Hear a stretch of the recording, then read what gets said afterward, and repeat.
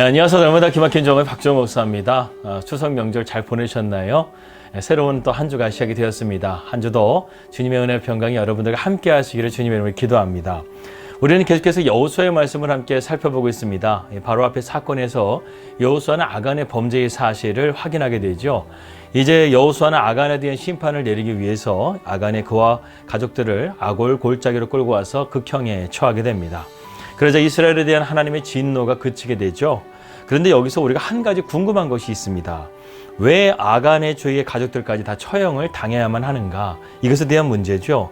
성경은 이것에 대해서 자세하게 나오지는 않지만 아마도 그들도 아간의 이러한 죄를 알고도 묵인했거나 아니면 이것을 방조한 사실이 밝혀졌기 때문으로 보고 있습니다. 이처럼 다른 사람이 범죄를 저질렀을 때 그것이 죄라는 것을 알고도 묵인하거나 방조한다면 그 역시 죄에 동참하는 것과 같다는 의미죠. 그리고 그 결과 사회 공동체에 어떤 식으로든 해악을 끼치게 된다는 것입니다. 에베소서 5장 11절 말씀에도 이렇게 말씀하고 있어요. 너희는 열매 없는 어둠의 일에 참여하지 말고 도리어 책망하라. 또 디모데전서 5장 20절 말씀에도 범죄한 자들을 모든 사람 앞에서 꾸짖어 나머지 사람들로 두려워하게 하라. 이렇게 말씀하고 있습니다. 이렇게 우리가 이웃의 잘못을 묵인하거나 방관해서는 안 된다는 것이고 그 사람이 권면을 들을 수 있는 사람이면 책망하고 권면해서 회개토록 하는 것이 바로 우리 그리스도인들의 의미고 책임이라는 것이죠. 물론 이렇게 자신의 죄를 깨닫고 회개하는 자들에 대해서는 하나님의 긍휼을 베풀고 용서하는 마음을 가져야 되겠습니다. 그런데 이러한 꾸짖는 말이나 책망하는 말을 사람들은 싫어한다는 것이죠. 이렇게 하나님께서는 자신의 죄를 깨닫고 돌아오는 자들에게는 하나님의 은혜와 긍휼이 있습니다. 그런데 우리가 여기서 하나님과 우리 인간의 차이점을 발견하게 됩니다. 물론 이렇게 자신의 죄를 깨닫고 회개하는 자에 대해서는 하나님께서는 긍휼을 베풀어 주시고 용서해 주십니다. 그런데요, 우리가 이러한 꾸짖는 말이나 책망하는 말을 사람들은 대부분 싫어한다는 것이죠. 대표적으로 남유다의 왕이었던 요아스 왕이 바로 그러한 왕이었습니다. 그는 7살 나이에 왕이 되었고 그리고 그의 일생에 가장 하나님께 잘한 것은 아합의 집안에 의해서 부서진 예루살렘 성전을 보수하는 공사였습니다. 그는 왕정의 절반 이상을 여기에 힘썼다는 것이죠. 그래서 하나님은 그를 형통하게 해주셨습니다. 그런데 그가 대제사장 여호야다가 죽자 하나님의 말씀을 가까이 하지도 않고 영적으로 타락하게 되어서 나중에는 여호야다의 아들인 스가랴가 이 요아스 왕에게 충원을 내면서 책망을 하니까요. 이 요아스 왕은 이 스가랴 대제사장을 처형하게 됩니다.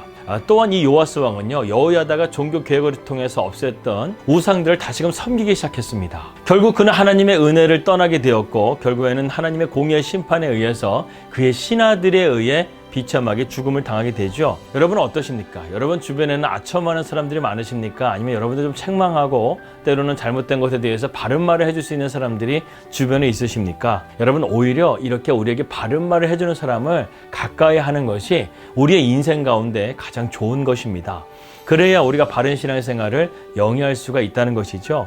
아무튼 아간의 가족들도 그의 범죄를 방조한 채로 함께 죽임을 당하게 된 것을 보여지게 됩니다. 그렇다고 한다면 아간은 왜 이런 죄를 지었을까? 21절에 아간은 이렇게 자백하고 있습니다. 내가 노력한 물건 중에 시날산의 아름다운 외투 한 벌과 은 200세겔과 그 무게가 50세겔 되는 금덩이 하나를 보고 탐내어 가졌나이다. 여기서 보고 탐내어 가졌다.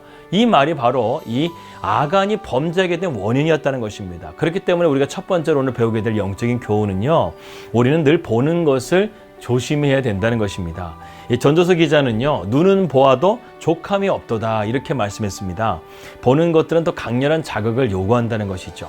그래서 우리는 영화를 보더라도 속편이 나오게 되면 그 더 멋진 액션이나 스케일을 원할 때가 있습니다. 우리는 세상을 살아가면서요, 우리가 때로는 보지 말아야 될 것도 어쩔 수 없이 보고 살아갈 때가 있습니다. 그런데 여기서 중요한 것은 무엇입니까? 우리가 그것을 스쳐 지나갈 수는 있어요. 그냥 스쳐 지나가면서 볼 수는 있어요. 그러나 우리가 거기에 대해서 관심을 가져서는 안 된다는 것이죠. 그냥 세상의 것들은 스쳐 지나가는 것이라고 생각하시면 되는 것입니다. 그래서 새가 머리 위로 지나가는 것은 우리와 아무 상관이 없는 것이지만 그 새가 내 머리에 둥지를 트는 것은 그 사람의 책임이라는 이러한 말처럼 우리가 그러한 것들 가운데 관심을 가지지 말고 그냥 지나쳐 버리는 거예요. 우리가 보통 지는 죄는요, 보는 것으로부터 시작이 됩니다. 그 보는 것을 통해서 우리의 죄성을 자각하게 되고 탐욕적인 마음이 들어오게 돼서 결국 아간과 같은 이러한 죄를 저지를 수밖에 없다는 것이죠.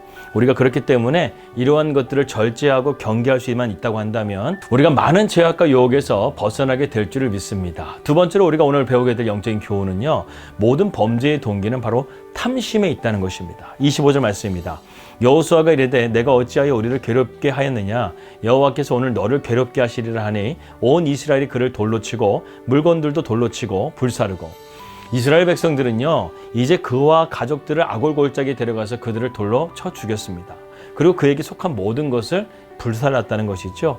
참으로 무서운 형벌을 받은 것입니다. 아간의 범죄는 하나님의 것을 도적질한 것이었어요. 이것은 참 무섭고도 큰 죄라고 할 수가 있습니다. 구약에서 돌로 치는 처형은 오로지 하나님께 대한 범죄만에 해당되는 극형이었습니다. 물론 모든 죄가 다 악한 것이지만 직접적으로 하나님께 범죄한 경우 이렇게 극형에 처해졌다는 것이죠. 여러분 한번 생각해 보십시오. 아간은 왜 이러한 죄를 저질렀을까? 아간은 이스라엘 백성으로서 하나님을 알았습니다. 그런데도 그는 이러한 죄를 저질렀다는 것이죠. 그는 광야 40년을 살아왔고 가족들도 있고 또한 가나안 정복 전쟁에 나갈 수 있을 만큼 용맹한 군인이기도 했습니다. 다시 말해서 그의 인생에 하나님을 경험했던 삶을 그는 살았다는 것이죠.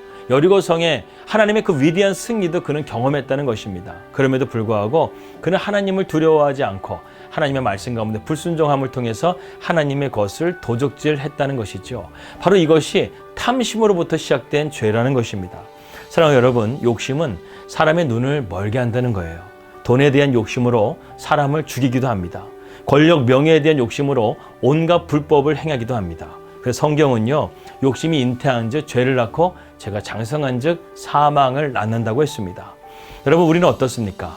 우리는 오늘날 하나님의 것을 도적질하고 있지는 않습니까? 말라기에 보게 되면 11조는 하나님께 마땅히 드려야 될 헌물이라고 되어져 있고, 또한 우리가 하나님 앞에 주일에 온전한 예배를 드리는 것도 하나님 앞에 우리가 마땅히 드려야 될 헌신된 예배라고 할 수 있습니다. 그런데 우리가 이러한 것들을 도적질하고 또 이러한 시간들을 하나님 앞에 온전하게 헌신하지 못한다. 그것은 결국에는 무엇입니까? 내 마음이 다른 것에 빼앗기게 되었거나 아니면 다른 우상을 섬기게 되는 그런 가운데서 하나님에 대한 이런 사랑과 헌신이 점점 갈수록 멀어지게 된다는 것입니다.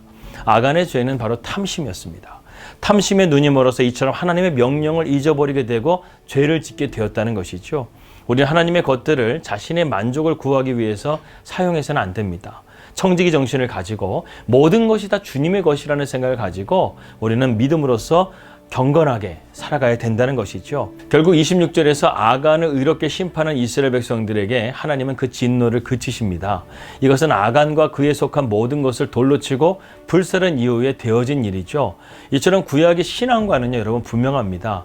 주님을 떠나 죄를 짓게 되면 하나님의 은혜를 거두시고 징계와 심판이 있다는 것이죠. 우리는 오늘날 너무나 편하게 신앙생활을 하고 있는지는 모르겠습니다.